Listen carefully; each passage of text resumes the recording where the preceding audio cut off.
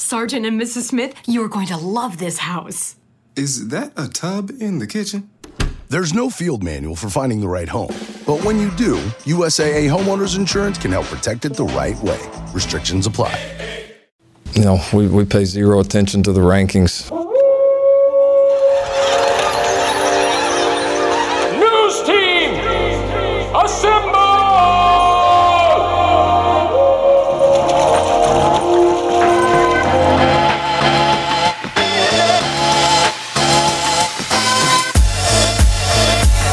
It's time for the Unofficial 40 from Soonerscoop.com. Featuring site publishers Carey Murdoch and Josh McQuistion, along with videographer Eddie Radosevich. It's the Unofficial 40 on Soonerscoop.com. All right, welcome back in, everybody. It is the Unofficial 40. I am your host, Carey Murdoch, joined by Josh McQuistion and Eddie Radosevich. And I have to turn things down. There we go. It is signing day 2018, ST2K18. Hashtag, I forgot the hashtag. We are doing a podcast on the day of signing day because I was afraid Eddie was going to burn my house down if I didn't. Eddie? It might have happened. I did it for you guys. Eddie was so dead set on this podcast today. It was like literally, like, Josh, there are very few days when Eddie gets put in a bad mood. Like, I know there's been... I'm just here for the people. There's been one time when, like, we were on a road trip and Eddie... I got to turn my headphones down a little bit. Eddie... There we go. Eddie was, like, exhausted. Like, I've never seen him exhausted. And he was throwing, like, a little hissy fit. Like, we got to the hotel, like, he threw his stuff down, and he collapsed on his bed. I don't know. I'm trying to think when this was. I think we might have been, like, in Arizona or something. Oh, for, like, a Fiesta Bowl or something like Yeah. that? Yeah, I might have been. It's very often, it's very seldom that Eddie gets pissy. I'd run out of Adderall. I'd run out of nicotine. I was ready to go home. No, I'm just kidding. He wants to have his beers, you know, after a hard day's work. That's one thing about Eddie. Like, he will go, whenever we stay at a hotel, I know that we'll get checked in, we'll get situated, and Eddie's like, I'm going to go. And I know where he's going. He's going to see if they have a bar or if there's a convenience store nearby where he can go get some beer. Yeah, it's really bad when you're in Texas because they stopped serving beer or selling beer, I think, after midnight. In convenience stores? Yeah. But if you find a bar... You're like a grandpa. You just need your beer. Actually, you're more like my grandma. You just need a beer at the end of the day. My grandma would sit and chain smoke. My grandma Murdoch would sit and chain smoke and drink beer while she babysitted us. That sounds like she had everything, all of her ducks in a row. Then. My brother and I would play marbles. You ever played marbles? Like real marbles? Like where you got a shooter? I remember. And you make, like, tape a circle? I remember, like, going through, which would have been, like, my uncle's stuff, like, over at my grandparents' house, my mom's parents, but I don't think we ever, like, played or anything. Like, when you played marbles all day, like, my brother and I would be over there while she's chain smoking and drinking her beer, and, you know, we'd watch baseball if it was on, because you'd watch WGN, so we'd watch the Cubs. I remember Yvonne DeJesus fondly as I was a little one. But you'd play marbles, and your thumb would get so raw from shooting that shooter. We had Pogs. Yeah, that was a little after, so... But yeah, you had like jacks and marbles, and then you had board games. That's what happened at Grandma's, and you got secondhand, you know, secondhand smoke. That's not a bad gig, though. Okay, we'll stop screwing around. We'll get to it. Josh, it is your Super Bowl day. You've just taken Lanie swimming. Josh, are you there? I'm here. Yeah. Oh, sorry, I didn't realize that was my lead-in. That was the introduction. Was Super Bowl and Lanie swimming. Yeah, Lanie. Lanie didn't have a strong day at the pool. I know the people, that's what they're listening for here today. She was, we've been a little goofy all day, didn't really want to listen to our teacher, Coach Toby. So we had to work on that, have a little conversation. But, you know, the long arm of the law has struck down, and we're good to go again. Is that Mom? That's definitely Dad. Oh, okay. Mama is she's the cop. mom that wants to be the tough guy. Like, she tells people that she's the tough guy. And then as soon as Lanie is not happy, she wants to cater to Lanie's needs. So, did you call the swim instructor a swim coach? Like, they don't really think that they're a coach, right? At that age, no. Okay. Well, they are responsible for lives. I mean, that's something. They're instructing. They're instructing. Yeah, but if they don't instruct properly, people die. Like, that's an important job. Not with floaties on. I would imagine it's a controlled Oh, environment. I'm sure there are kids that are dumb enough to drown with floaties on. I don't know if you In can. this world, Yeah, that's true, too. Oh, you could. There, she just calls her Miss Toby. Okay. So there's no coach in front of it or anything Is she like hot? that. So that's kind of, I don't know if that's like a Southern thing, but like almost everybody that's not like her family or her friend, like any older person where like you call them, like you guys would be Mr. Carey or Mr. Eddie or like. Why are you avoiding the question? I thought we were going to Why like are you in some avoiding kind the of dialogue question? about Is Miss Toby hot? I missed that part. God, I hope Toby doesn't listen to this because she's a very sweet lady. But no. Toby is, Toby is large. Toby's a big lady. Hey, she's not. big If girls you need saw love, her, too. you wouldn't think swim instructor. Like that. That's not the first thing that would come to your mind. So you're at what you're saying is you're at the ready in case things go wrong to jump in. Oh, like I have literally, because where we view it, God, everybody's gonna be like, we talk recruiting, you idiots. At the there's a pool and it's indoors, and then at the end of it there's this kind of wooden frame where they've carved out all these holes, which are like viewpoints, and it's open air, so I don't really know why the wooden frame is there, but that's another conversation. But anyway, like I've literally considered, can I dive through there, hit the deck, and be in the pool like in 3 steps? Like I think about it in my head a lot if Lanie ever goes down. But frankly, she's a really good swimmer now. Like she can roll over, she can pop herself up for air. So she really doesn't need me for any of that stuff. Unless basically short of Miss Toby holding her down because she's not listening to her, she's fine. So Eddie and I learned something that will help your daughter in the future, because this morning we went to Norman North High School, where they were having their signing ceremony. This got Eddie very triggered later on in the day. But so like you go, and it wasn't like people were getting mad. They were like, why do Drake and Bob Stoops just the privilege of having their own signing ceremony at Norman North because they're walk-ons? It's like, that's not what it was. It was the entire school, kids that were going to NEO. I didn't even know Southwestern Kansas University existed until today. Like, they had 4 kids going there. Yeah, is that the Ottawa one? I don't even know where that is. Somewhere in southern Kansas. If it's Southwest obviously. Kansas, there's only Dodge City and Garden City. Liberal? I have no idea where it would be. It sounds awful, though. Well, they're coming to Norman North for... Congrats if you signed there today. I guarantee most kids probably go there and they don't stay. Like, I want to go to a real college. So anyway, we're there, and it's not just... It's the boys, it's the girls, and here's what we've learned. And I kind of knew this, but Josh, if you want to get Lanie's college paid for, get her into rowing. Because a girl got a scholarship for rowing at OU today, and she seemed like a sweet girl. I'm not ripping on the girl. But and she's a coccyx or something like that. Mm-hmm. It was said multiple times, which made everybody And then laugh. we found out later, because Ryan Aber from the Oklahoma actually had to do a story on her, and he found out that a coccyx doesn't even row. They sit in the boat and yell at everyone to row. Yeah, they're in charge of cadence.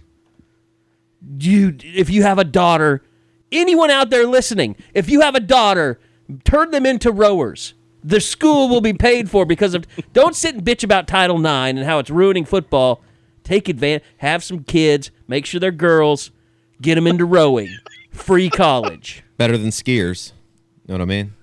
I'm pretty sure that Carey just advocated for some genetic controls within the birthing process. Get them into rowing, or just have them shoot 85 and they'll get a golf rid of your scholarship. little Debbies around the house. Todd Marinovich their asses all the way through college. Well, if we found out anything today, it was that you don't really have to be a rower to get a scholarship either, because she's a coccyx. She's a coccyx or whatever that is. Are you looking up coccyx to make sure we're saying the right thing? That's what Aber was saying earlier. She's like the captain. So basically, she does nothing. She doesn't have to work out. She doesn't have to do anything. So we were there for Drake and Isaac. Coxswain. Coxswain, that's what it was. God. I had to look it up. Yep. Coccyx might be something dirty. Coccyx is something in your pelvis. It's a bone or something. Okay. Yeah, you broke your How coccyx. the hell I remember that, I don't know, but I do remember You're right. that. I think coccyx is just another word for your tailbone. Either way, she's getting her scholar. She's getting school paid for. To tell people row. It's like, oh, you can play a bass drum? Here's a scholarship. Those broads do have to get up at like 4:30 in the morning. Broads.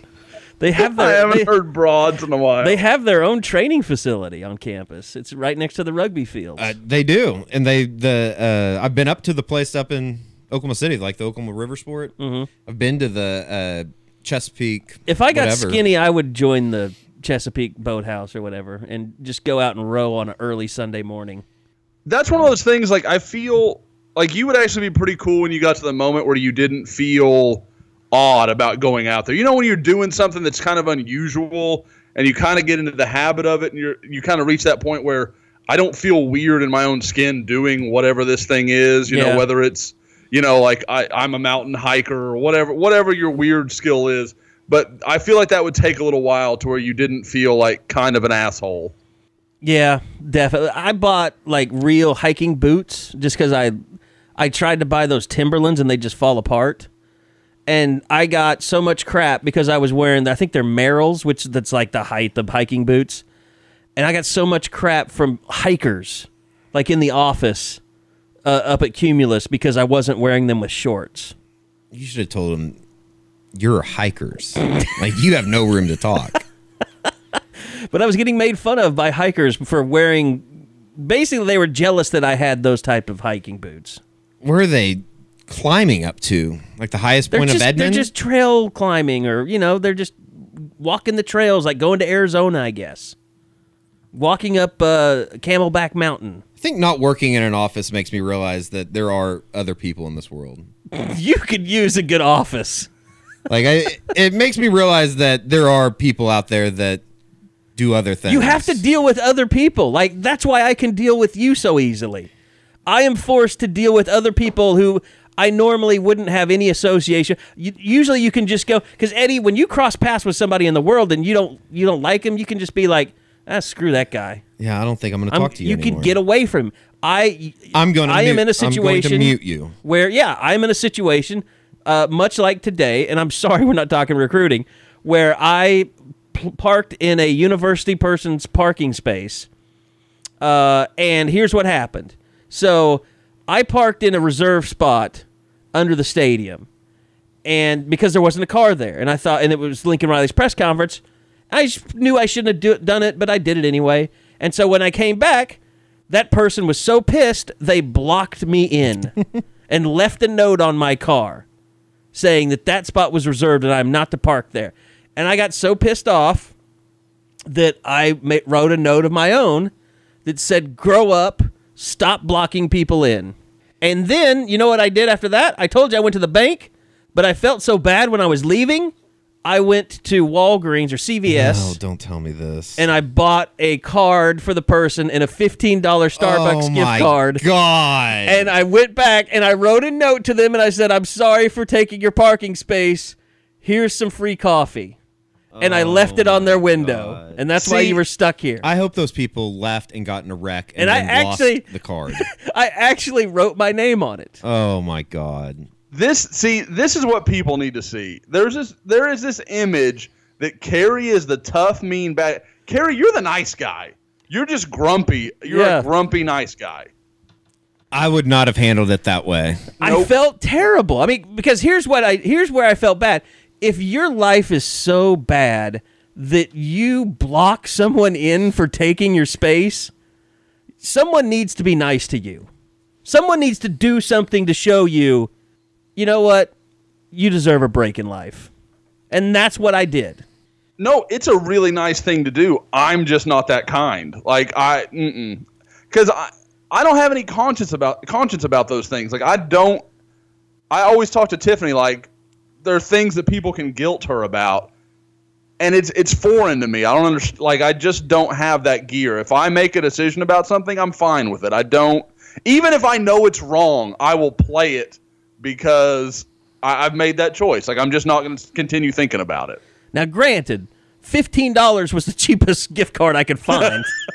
They had a $25 gift card, and I think you could probably get 2 cups of coffee at Starbucks for $15. Probably get like 1.5, yeah. probably. So you have to buy the second one. It wasn't As that a guy nice. who spends a lot of time there, that's not going to take you far for sure. Yeah.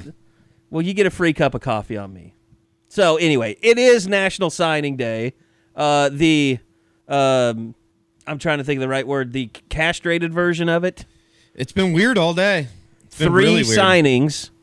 Lincoln Riley hit on them all, and here is his thoughts on Deshaun White.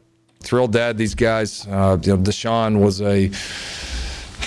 White was a big gift for us. It was one of the inside linebackers that we targeted very, very early in the process and felt like that he was the number one guy on our board from the beginning.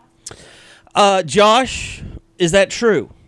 It depends on what he means by the beginning, because obviously Oklahoma had all spring to offer him and did not do so. Even to the point I can remember talking to Deshaun and people that knew Deshaun back in the spring, and he was kind of like, I don't think OU's going to offer me. I took a couple trips there. They just don't seem like they're interested.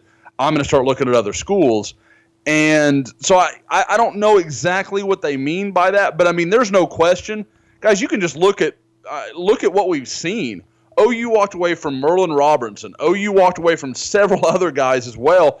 I wouldn't say Solomon Tuliaupupu because, frankly, they weren't getting him. Yeah. But, I mean, Deshaun White made it possible for them to say, okay, we're not even going to waste any more time on this. We know what's happening here. He's going to SC, which is what he announced earlier today. So, I mean, they were able to wash their hands. But there's no question. I think of – if you put a top 5 of OU's defensive targets over, maybe from the start of the season forward, I think you could make a case Deshaun White would be in that list. They really, really like him. Well, to be fair, I think Lincoln looks at his timeline as June when he took over. And that's fine. Like, in that argument, then yeah, I mean, you could definitely say that, because that's about – I want to say they offered him in late May. I need to look and be sure about that, but it was sometime right there around spring evaluation time, which would make sense with what he's talking about because then they had a chance to see him. And really that was about the time when I think the narrative on Deshaun started to change because it stopped being about him being, well, where does he play? Is he going to be a safety? Is he going to be a linebacker? And everyone kind of settled, okay, he's big enough to be a linebacker. Here is Lincoln Riley on Braden Willis. Now, Braden Willis was a guy that came on late, but really fits that kind of H-back tight end role that has become, more and more popular for everybody, especially us offensively. And he's a little bit different when you compare him maybe to Dimitri Flowers or Mark Andrews, maybe somewhere in between a little bit. I think he may be a guy that can give you some really, really good versatility and was really kind of the, if you will, the late find in the class. And a lot of times those guys have a way of becoming some of the best players. It seems like year in and year out. By the way, I'm going to pause for 1 second because we are going to bring in Bob Przybylo for the first time ever on the podcast. He's joining us by phone. And we actually got into a serious recruiting conversation, Bob, so I'm not going to welcome you to the show with slapstick talk.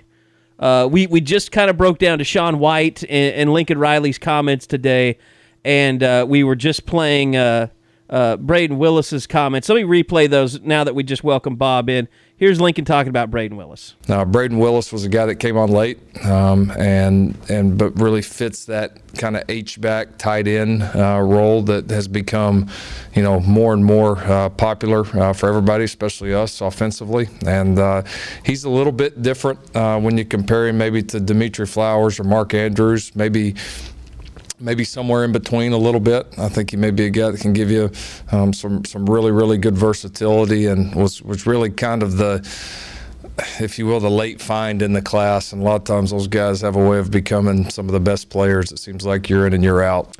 Now, I would say, guys, right now, just from watching this film and seeing the kid in person, he's not even in the Grant Calcaterra territory of tight end as far as just physical build at this point. Bob, let's start with you there.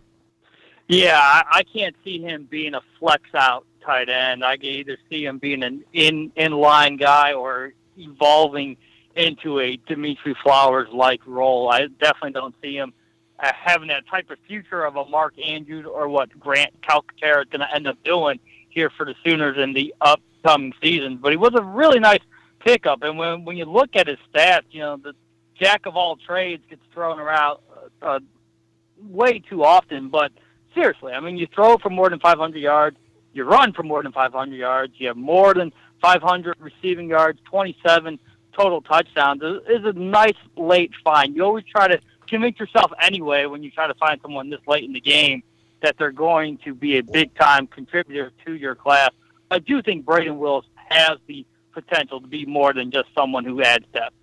And, I mean, this was a class, too, guys, that, I mean, they weren't really interested in taking an evaluated guy. I mean, it had to be somebody that really impressed them, just judging by, I mean, Bob, we're going to play your question to Lincoln about grad transfers, but it was pretty obvious they wanted to keep a couple spots open here.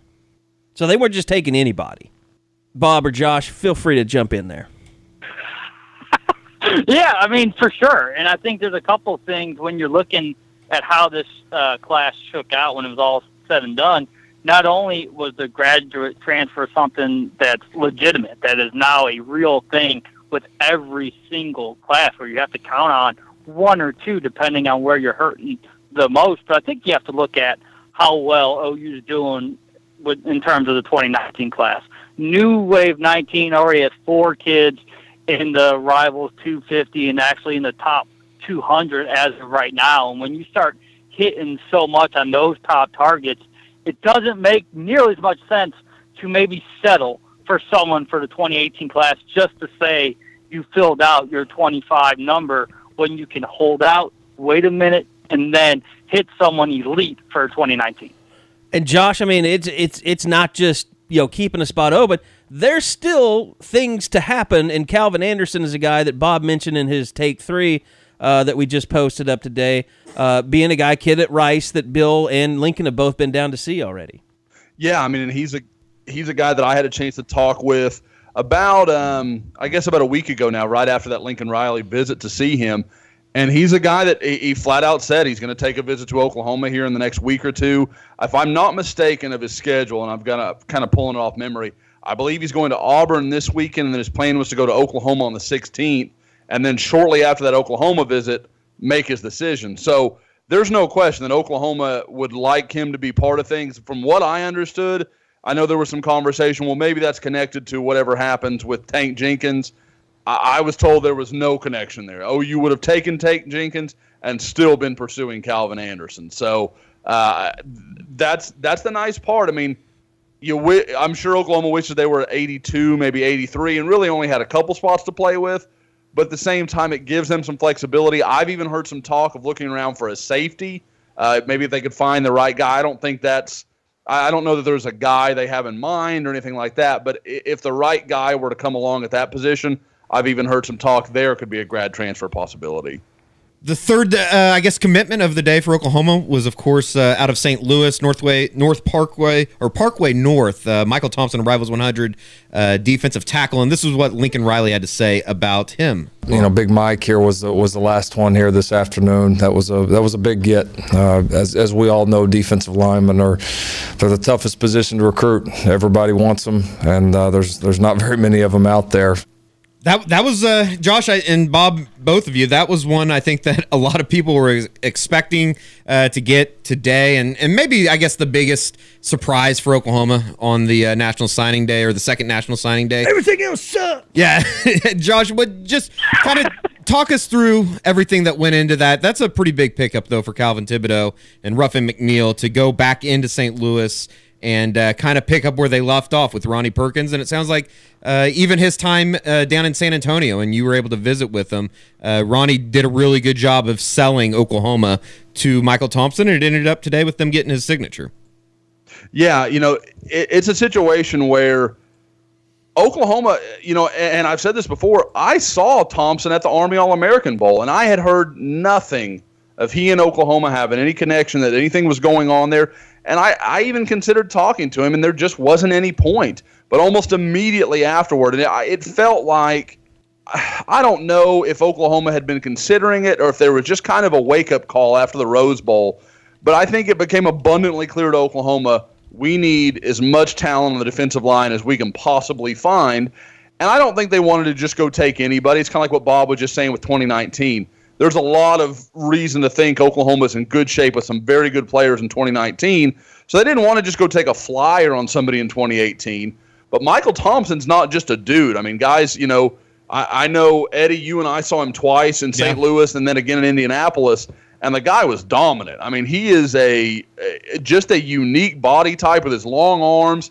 And, you know, I know talking to some of the people, or not talking to some people, listening to what Lincoln Riley said, it echoed a lot of what I'd heard back in the spring and the summer, is that Oklahoma actually liked him at offensive tackle. And I still think if things don't work out or he doesn't immediately kind of take off at defensive tackle, they might look at him moving to the offensive side of the ball, because his long arms and his natural athleticism, it's not hard to envision him being a really good fit on the offensive line. But at the same time, this is a guy that shows off pass rush ability. He checks a lot of boxes for Oklahoma. And like Riley said, these are the guys you can't just find. OU is going to find receivers. They're going to find running backs. The difference between them competing on a national level or just continuing to kind of dominate in the Big 12 is going to be what they can get in the trenches. I kind of think that was probably the biggest thing that you took out of this, or anybody looking at it took out of this 2018 class, was just the, I guess, strides that they were able to make at the on the defensive side of the ball. Even though they didn't get that inside linebacker, I think that everybody wanted, or the Josh Proctor or Jaden Woodby. But Lincoln Riley was able to talk about that today, just about signing a front seven and getting back into a national contention with a really good front. When it does become a fist fight in the middle, you got to have guys that are ready to win that too. So I think for us, it's just getting back to making sure that we're signing elite front seven guys. And you know, and there's always the most competition for them. They're the toughest to get, and but we've built everything around kind of our recruiting model. We've built everything around being able to sign great defensive linemen, and this year was a great step in that direction. And I mean, we talked about it, Bob. We've talked a lot about it on this podcast, especially, you know, a couple of weeks ago with Obo in the Senior Bowl. You look at this team, and DJ Ward, you know, he was a trooper. I mean, he made some good plays at decent times, but this is a defense that's only had one elite pass rusher on it for the last 3 years now. Yeah. And so what's going to be interesting is you know, the last couple of years, whenever they were looking at these kids, they all want to be Eric Stryker, and now they all want to be the next Obo. And the question is, who's going to be that guy that wants to be the next DJ Ward, but better than what Ward was? You know, who's going to accept the fact there'll be a defensive end instead of an outside linebacker coming off the edge? Because they're so loaded there. I mean, you think about Mark Jackson, Addison Gums, who are already on campus. You add in guys like Nick Benito and Jalen Redmond, and I don't know how they're going to find spots for all of them. That's something I'm sure, you know, we've talked a lot about. The defensive identity for what Mike Stoops and what OU wants to do still seems to not be as clear as you think it should be at this point. They've got a lot of talent, but I'm wondering how they're going to make that work. I asked Lincoln Riley kind of about, you know, and Bob and Eddie, he talked a lot about just kind of being proud of the way they close defensively more than anything in this class. Is they do get Nick Benito, they do get Deshaun White, they do get Michael Thompson. And that's something, I mean, you talk about, you look at what A&M did today, really impressive, but still, I haven't looked at the rankings before we did the podcast. They were at 22 in the middle of the day. I mean, I think people were talking about they could shoot up in the top 15 with the day they were having. But you still look, that's still quite a bit behind, you know, Oklahoma when you look at the, you know, the breadth of their class, and you add in Ron Tatum, you add in Ronnie Perkins. We haven't even talked about him. And you do now start to look at potential elite defenders that are in this recruiting class. And I asked Lincoln a little bit about kind of battling the negative recruiting that's out there with some of that. It seemed like, you know, the way you closed, then you talked about January 6th. I think Nick Benito probably made his decision during your team function. Do you feel like going to that second college football playoff really kind of was able to override any negative recruiting against, you know, this conference, you know, the defensive numbers that you guys have been putting in? Well, I just think people are starting to see through all the, you know, all the stuff that's out there. They're starting to see the truth, and finally, which is good. And they're starting to see that there's really good football played in this league, and that this league will go toe-to-toe with any league anytime. And so I think they're seeing, again, kind of what we've said, the quality offenses in this league. We play a game against Oklahoma State that's high scoring, and it's a Big 12 game that's this and that. We play a game against the SEC champion that's high scoring, and it's one of the great Rose Bowls ever. But I think people are starting to see the reality of that. And so I don't know that was as much of a factor this time around. I think that myth is starting to fade away a little bit. And it feels good to get the guys that we have, and I think the success that we've had, again, 3 straight Big 12s and being in the college football playoff 2 out of the last 3 years, they see that they can come accomplish anything they want. This is one of the premier programs in the country, without a doubt. There's unmatched stability here, unmatched consistent success, and that is very appealing to a lot of these guys. And Eddie, I want to start with you, and Bob, I want you to comment as well. But it did almost, that press conference, being in that room with Lincoln today, it was almost like it kind of like a weight had been lifted as far as defensive recruiting for the staff and for him in particular, because of all these things that he's talking. He talked so freely there. He said stuff. He probably wanted to say a word that he couldn't say. In terms of people negatively recruiting against Oklahoma on the defensive side of the ball, but it was like a weight had been lifted, I thought. He's probably worried about that keyboard that was getting murdered while he was being asked questions. By the way, I have some isolation here. This dude, love on your. I don't know who's buying your laptops for you, but you're going through them like candy. You had 8 guys enroll early. Tremonda said he was going to enroll early, but hasn't. It's like a little mouse. God! It's like a little mouse running all over the place. Holy crap! They have to be happy about how they finished, though. You picked up a 4-star kid at the Under Armour game. A defensive tackle. Of course, the kid's got to qualify. I mean, that's a big part of it. Josh, I think that's probably one of the questions that we need to bring up, is just the fact that, you brought it up, the fact that we saw Michael Thompson up in Indianapolis. I'll admit, St. Louis. We saw him in Indianapolis as well. Too, yeah. I'll admit, I didn't get much video of him, because at that point, we were being told that there was no way the kid was going to qualify. GPA or some crap like that. So, I mean, is there something to worry about there, do you feel like, Josh? Eddie, something funny to kind of back up your point of how much you were paying attention to him. For those that watch the Scoop HD video and the stuff we got of Thompson, Eddie actually shows up in one of the shots. Yeah. You can see Eddie, because it clearly wasn't ours for the first time ever. So I noticed it, and I was like, wait, hell, that wasn't even our stuff. We got video from the Rivals guys.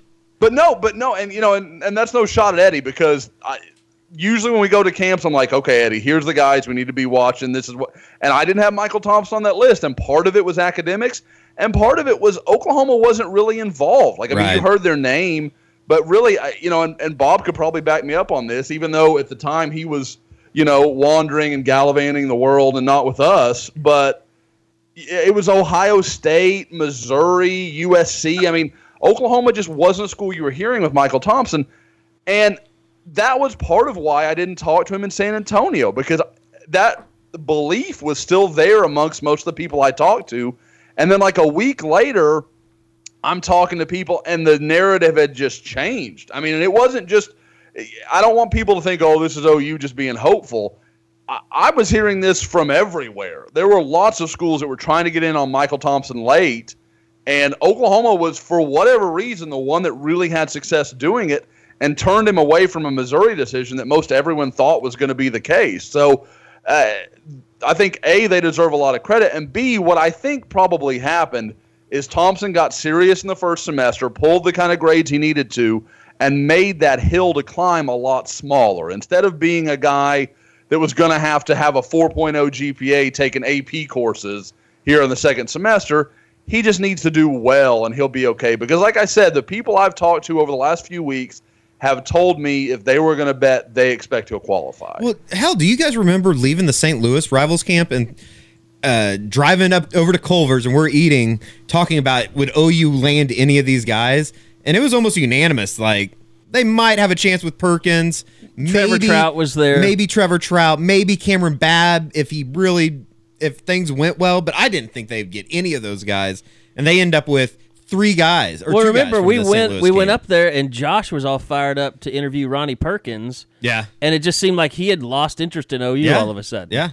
No, in that interview, he was talking about going to Oklahoma like in the next few weeks, and then the trip got canceled because he couldn't get a ride, and there was all this stuff. There was always a reason he couldn't get down. Yeah, like as time went on, it kind of felt like Tank Jenkins became for a long time there. Like there was always some reason, there was something that couldn't happen, and it just felt like the momentum has been lost here. But at that time, OU was in good shape. Now, I think the guy that I came away from that camp being like, well, I thought OU had a chance here, and I'm not sure they do anymore, is Adoye.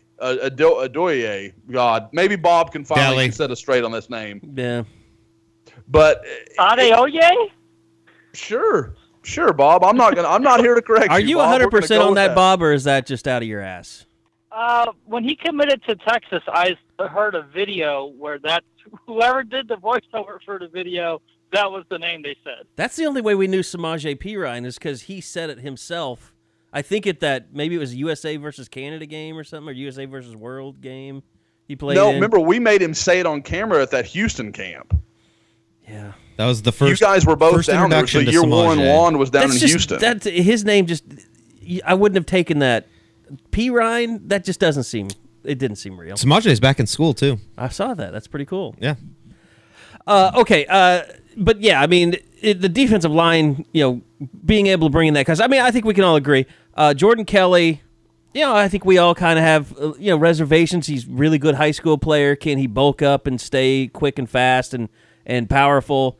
That to me, that's the biggest question. But Michael Thompson, to me, if he's here, he's legit. You're talking about, Jordan Phillips type. They have some difference makers for the first time in a while, and especially at the rushing, because we all love Jalen Redmond. Regardless, we're not going to get into us versus rivals thing there, but we all believe he should have been ranked way higher than he was. Right. And I mean, Ron Tatum. I know Josh has been, the work ethic thing there is a question, but Ronnie Perkins. I mean, these are what Lincoln Riley was talking about. These are elite level guys that we haven't really seen a whole lot of in recent years.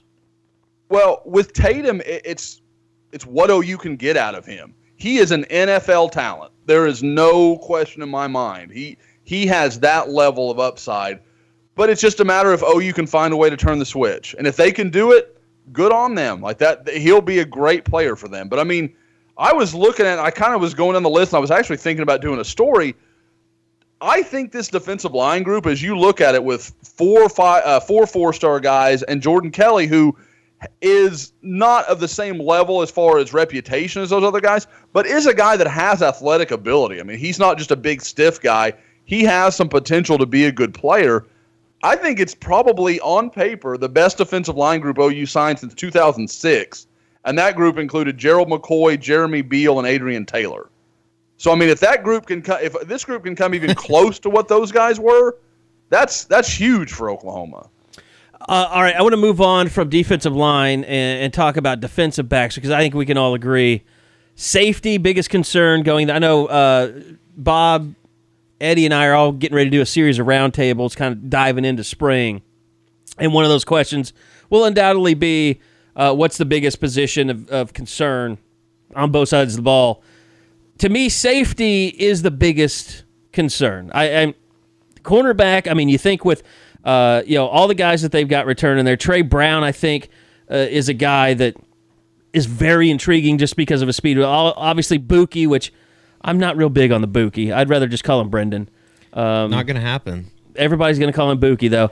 Well, everybody that knows what they're talking about will. There will be people that don't, that consistently call him Buki for the next 3 years. But you got Trey Norwood. Yeah, I know who you're talking about. You got Trey Norwood, and you got Jordan Parker returning. So it seems like at corner, it's really good. So Lincoln Riley was actually asked a question that got a really good answer today about the defensive backs. And here he is talking about who really can kind of play where. Oh, we've got some guys that can certainly play both. I mean, I think Buki gives you that that versatility. I think Miguel gives you that versatility. I feel like Starlin, will stay a corner. If I had to guess, I feel like Patrick Fields will stay a safety. DeLaren obviously recruited to come in and play safety, and I feel like he'll probably stay there. But yeah, we've definitely got some versatility of being able to move those guys from the different safety spots. And again, Buki and Miguel certainly give us a lot right off the top. Bob, what were your thoughts there? It's interesting when you look at Miguel Edwards. I didn't know where he would fit in. I thought he was going to be a corner, but you hear Lincoln Riley for the second time sort of mention the versatility. And I don't know if that's good or bad when it comes to some of these guys. If you would prefer that they had a set spot, if that would make things a lot easier. Like, I think Buki is set at corner. I don't know why you would play around with him being at safety at the size that he's at this moment, but they brought in a nice group. I don't know if it was an elite group in the secondary. I know 2017 felt a lot more like it, but maybe that's because there was a lot of more local flavor between Justin Broyles and Trey Brown and a legacy like Robert Barnes. So we all got to know who those guys were. This group, there seems to be some real potential, but also some real questions as to how they're going to adapt when they get to the next level outside of Buki. And I think you can say that because when you hit your number one guy, when you hit a plan A guy like that, it sort of takes the pressure off the rest of the class. That class can have time to sort of grow and develop as long as your number one guy is as good as everyone thinks he's going to be. Here's the question, Bob and Josh. Anybody coming in this class in your mind that can be a safety right away, not a nickel, but a safety, that could supplant a Khalil Houghton or a Robert Barnes? Josh, no, we'll start in with my opinion. No, I just podcast over. It's done. It's screwed. And I'd love to tell you. I'd love to tell you yes, because I think the world of Pat Fields, and I know Bob feels the same about the kid. He's a tremendous kid, and I think he's a better player than people. I think he kind of gets this reputation as, well, he's the ringleader and he's a great locker room guy. Patrick Fields is a good football player. Don't get it. Don't mistake that. And I don't think there's anybody in the world that's a bigger DeLaren Turner-Yell fan than I am. But and he's skinny, time, isn't he? He's like super skinny. Yeah, he's at best he's going to show up at 175 pounds. Wow. Dude needs some time. Yeah. Okay, so that was really interesting. Basically, you guys have crapped on my dream of some superstars coming in at safety. I mean, I got to think, like, if Buki doesn't win one of the corner jobs, he's your nickel, though, isn't he? Just with his ability, the punch that he brings as a cornerback? No way are you keeping that dude off the field. No way. You're going to find some way to make that work. It's kind of like what we were talking about at this time of the last year, or I guess more into the spring, when Motley had the great spring game and there was all the buzz about him. And then you kind of thought, well, there's got to be some way to get him on the field. And that was obviously before he supplanted Jordan Parker. But that's the way Radley Hiles feels. You need those guys that just have a natural ability to get around the ball and make big plays and kind of make things happen, especially in a pass-crazy league like the Big 12. I personally, I think he's going to take one of the corner jobs. I think he will. I don't know if it'll be from day one. I don't know if it'll be by mid-season. I think that's coming. I think he's just too good to hold off. But they'll find some way to get him, maybe even in the return game. They're going to find some ways to get him around the football. It's really interesting at the cornerback position, and we talked about it a little bit after the first signing day. It was just the fact they have so many guys at cornerback. If they could just get one of those guys to play safety, like guys that have played, guys that have started and made plays. I'm trying to think just off the top of my head. They have four returning starters, right? Plus a kid in Justin Broyles that I think could really be a player at some point. Maybe I just like Justin too much. But he just hasn't been healthy. Well, he redshirted. Yeah. So I would hope that they could find one of those guys that could possibly play safety. And I would imagine with all of those guys on campus during the spring, you're going to see them toy with that idea and play people and give other opportunities to guys. All right, we gotta kind of wrap things up. I mean, we're giving you a special signing day podcast. We can't make it an hour and a half like usual. Bob Przybylo joins us for the very first one. We broke his cherry. Congratulations, Bob. It's good to have you with us. Very gentle. Thanks. and we haven't even busted your balls about it. The great thing about Bob is, like, you can't really tell he's like a Chicago guy until there's a certain accent that he has that comes out every once in a while. I heard it a little bit. Like, the first time I noticed it was when you and your dad were together in Cincinnati. We were watching. By the way, Tavion Thomas signing with Cincinnati today. We have proven that you, me, and Eddie, when we go see someone, we're a curse. Yes, there's no doubt about it. I mean, it's only one. I don't think have we ever been in the same place before, all three of us? Bob was definitely, if Bob was in Nashville with us for Jacob Phillips, there definitely would be a curse going on. My God. Bob, I don't know if you've discussed with these two how not over that situation they are. There's some permanent scarring. That Nissan Sentra they gave me ruined my back for like a year. Trying to drive 10 and a half hours in 2 days. Was a nightmare. But you got to watch Eddie freak out about the Cubs. That was fun. Yes. That is true. Absolutely. So Bob did ask Lincoln real quick about let's get some stuff out of the way here. Bob asked Lincoln Riley about the Ricky DeBerry situation, which we both kind of reported on last week. Lincoln, can you confirm the transfer of Ricky DeBerry? Do you anticipate any other changes before spring? I don't think before spring. Ricky DeBerry is going to transfer. He's going to finish out this semester as a student here. Get his credits completed to go ahead and graduate and then move on. And, we've given Ricky support. Want to know that, like I said, we're here for him, going to help him out academically and hopefully help him find a great spot to finish his career up. And, I think we all liked Ricky. I think maybe I was the first one that ever dealt with him because I met him at the Chicago Rivals 5-star. Couldn't have been a cooler kid to interview. Even, he was just coming. He was there a year early, so he didn't get invited back for a senior year to the 5-star. That was the greatest 5-star that has ever been held. Joe Mixon, Leonard Fournette, Stephen Parker. You had Micaiah Quick. Yep. I think Damian Mama was there. Yeah. Soldier Field. It was awesome. You had what's his name? Stanford. From the defensive end, Solomon Thomas. Solomon Thomas. Yeah. That was a great one. Yeah. It was a lot of good quarterbacks. But Bob, I mean, you dealt with his dad a lot. I know you think he's a good kid, but obviously he's kind of become this urban legend with OU fans. That it was kind of like he was used as the argument as to why Mike Stoops and Tim Kish are failing is because you can't get Ricky DeBerry on the field. Basically, Ricky DeBerry just can't play. He's a bust. Can we agree on that? Bob, I'll let you start. Yeah, we can. I'm finally no longer on the fence. Well, maybe if something was a little bit different. And he had a couple bad breaks go against him, but that happens. His shoulder was messed up his senior year of high school, and that destroyed his true freshman year at OU. And then you look at, I believe it was this last spring, when maybe he showed signs a time or two. They tried to move him to middle linebacker. Yeah. He played a little bit, especially against Kansas, and I think ULM was the other game he saw a lot of time. But then he comes in spring, and he gets mono, and that just sort of eliminated, any chance of him really developing into anything. Because it's not as if the coaches were so high on him to begin with. Then you give him a reason for you to fall back on the depth chart, and it just felt like he could never crawl back up. All right, Josh has got a crying baby, apparently. Tiffany's going to stab him.